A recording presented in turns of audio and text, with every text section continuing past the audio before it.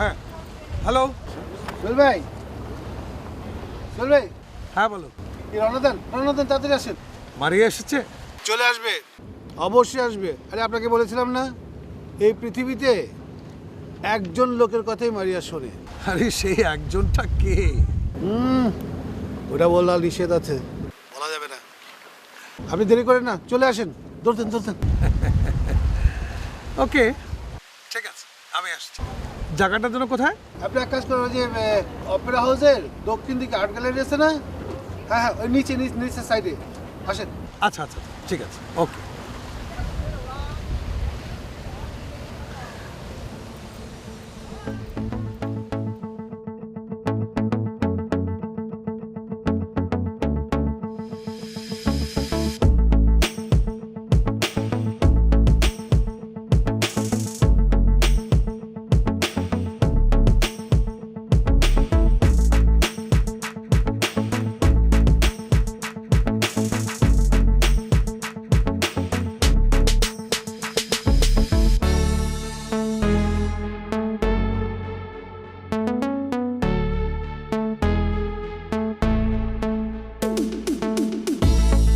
হ্যাঁ বলো রেহান। আজিম ভাই, আপনি কোথায়? আমি তো অফিসে এখন কি একটু কথা বলেছেন? এখন। হ্যাঁ বলো, শুধু 2 মিনিটের জন্য। ওই যে আপনি ঠিকই বলেছেন, রবিন নামের ওই লোকটা, সে আসলে একটা চিট। আমি কয়েকজনের কাছে খবর নিয়েছি, সবাই বললো যে লোকটা খুব একটা সুবিধা নেই। হ্যাঁ, আমি জেনে শুনেই কথা বলি। তবে বলো, এখন কি সিদ্ধান্ত নিলে? আমি আপনার প্রস্তাবে রাজি। আপনি এখন বলেন কোথায় টাকা নিয়ে আসতে হবে। আচ্ছা ঠিক আছে, তুমি চলে আসো। জি বলেন।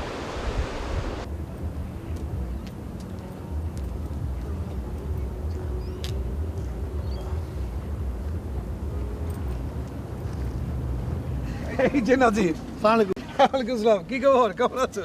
আমি তো সবসময় ভালো থাকি। আচ্ছা, মারিয়া আসছে নাকি? এই তো এলো। হ্যাঁ তো চলো। আমি তো যেতে পারবো না ভাই, আমার এত কাজ, অফিসে যেতে হবে। শুধু আপনার কারণে আমি এখানে এসেছি। হ্যাঁ তুমি আমার কারণে এসছো, সেই জন্য তোমাকে আমি থ্যাঙ্কস জানাচ্ছি। কিন্তু কথা হচ্ছে কি, তুমি না গেলে চলবে কিভাবে? আপনি কি পাগল নাকি? আপনি বোঝেন না? হ্যাঁ, আমি গেলে ওখানে ঝামেলা না, আপনারা একা কথা বলেন। আচ্ছা এই সেল ভাই, আপনি যখন মারিয়ার সাথে কথা বলবেন, সেখানে আপনি ওকে চেনেন না। হ্যাঁ, অপরিচিত মানুষের মতো ওর সাথে পরিচিত হবে। হ্যাঁ, ও কিন্তু আপনাকে চেনে না, ওর নামটা পর্যন্ত মানে আপনার জানে না। ওমা, সে কি কথা? তুমি আমার নাম বলো নি ওকে? কি যে বলেছি না, ও তো জানে সব, কিন্তু ও তো এখন ধরা দেবে না। দেবে বলেন, ও এখন গভীরভাবে আপনাকে পর্যবেক্ষণ করবে। আচ্ছা আচ্ছা তারপর 1 সপ্তাহ পর ওর ডিসিশন জানাবে। ব্যাপারটা বুঝেছেন? আচ্ছা ঠিক আছে, তো চাই। চলেন, আমি আগে দেখাচ্ছি। চলেন, এই যে এদিকে আছে না, এই সামনে গিয়ে আপনি দেখবেন এই ডান দিকে ওর বউ দাঁড়িয়ে আছে। Best of luck.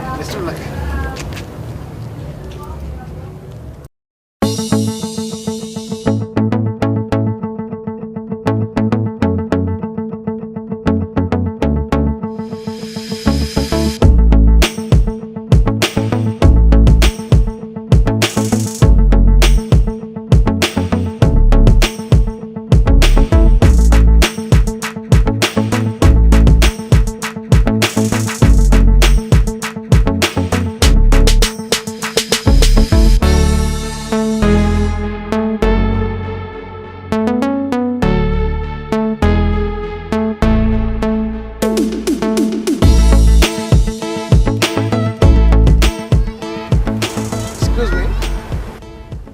I hope you are from Bangladesh. Am I right? Yes, I am. আমিও বাংলাদেশি। আমার নাম সোহেল মাহমুদ। যদি কিছু মনে না করেন, আপনার নামটা জানতে পারি কি? Sure. I'm Maria Chaudhary. That's good. Immigrant নাকি tourist? ইমিগ্রেন্ট। 12 বছর যাবৎ মেলবোর্নে আছি, অথচ কিছুই হলো না। আপনি কি করেন? একটা প্রাইভেট জব করি, বেসিক্যালি সেলসম্যানশিপ, একটা ডিপার্টমেন্টের স্টোরে আর কি। আপনি কি সিটিজেন এখানকার? ও জি, আমি সিটিজেন। না, আমি এখনো সিটিজেন হতে পারিনি, সে সুযোগ আমার হয়ে ওঠেনি। হোয়াট? 12 বছর ধরে আছেন তারপরও হননি, ঠিক ক্লিয়ার হলাম না। Actually, I was not that much serious to become a citizen of Australia. তারপর যখন মনে হলো যে আসলে সিটিজেনশিপটা নেওয়ার দরকার, তখনই ইমিগ্রেশন আইনটা এত বেশি কড়াকড়ি হয়ে গেল, আর হয়ে উঠলো না। এখানকার আইন তো অনেক কড়া, এসব হ্যাসেল ওভারকাম করতে আপনার কষ্ট হচ্ছে না? সে তো বটেই, কষ্ট তো কিছু হচ্ছেই, but I am confident myself I will overcome it. Okay okay. ও বা, আপনি দাঁড়িয়ে কেন, বসেন না। Thank you.